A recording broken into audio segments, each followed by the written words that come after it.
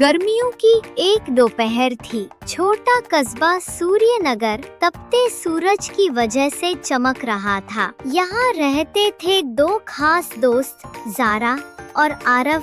Zara बहुत समझदार थी, हर रहस्य को ध्यान से देखती थी। आरव बहादुर और उत्साही था, जो कभी पीछे नहीं हटता था। आज उनकी जिज्ञासा उन्हें ले जाएगी तपते रेगिस्तान के बीच, जहाँ छुपा है सदियों पुराना रहस्य। दोनों स्कूल से लौटते समय गांव के बाहर के टीले तक पहुँचे। वहाँ हवा में अजीब सी सरसराहट थी, रेत की लहरें जैसे फुसफुसा रही थीं। अचानक रेत से बनी एक आकृति उभरी, एक बूढ़ा यात्री।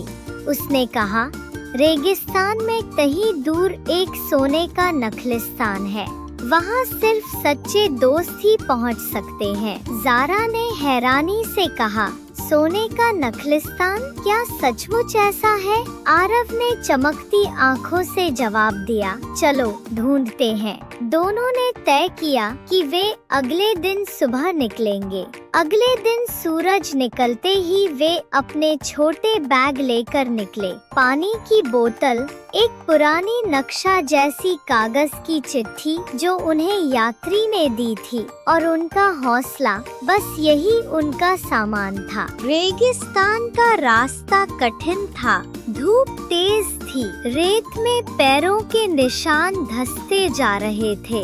कभी कभी उन्हें छोटे छोटे छिपकली और लोमड़ी दिखाई देते, मगर दोनों आगे बढ़ते रहे। जैसे जैसे वे गहरे रेगिस्तान में गए, रेत की आंधी उठने लगी, हवा में गरज थी। आरव बोला, अगर हम साथ रहेंगे तो कुछ भी मुश्किल नहीं। जारा ने उसका हाथ पकड़ा और दोनों आंधी के बीच टिके रहे। आंधी थमते ही उनके सामने प्रकट हुआ एक ऊंटों का काफिला।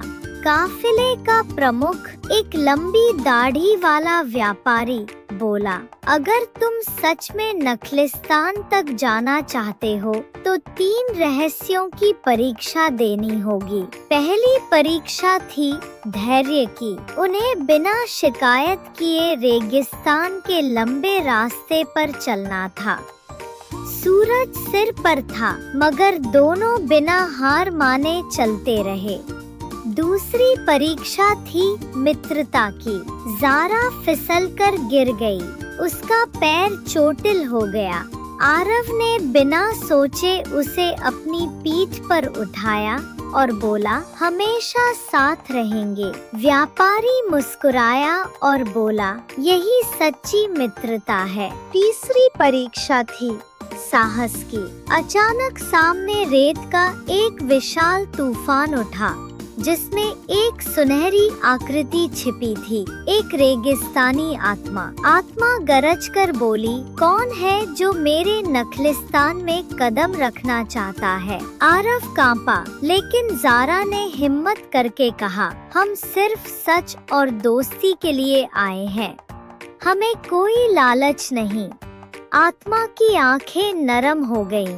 उसने कहा, तुम दोनों ने सच्चाई और साहस दिखाया है, आओ। रेत धीरे धीरे हट गई और उनके सामने चमचमाता सोने का नखलिस्तान प्रकट हुआ। वहाँ खजूर के पेड़ थे, जिनकी पत्तियां सोने जैसी चमक रही थीं। पानी का तालाब था, जो हीरे जैसा झिलमिला रहा था।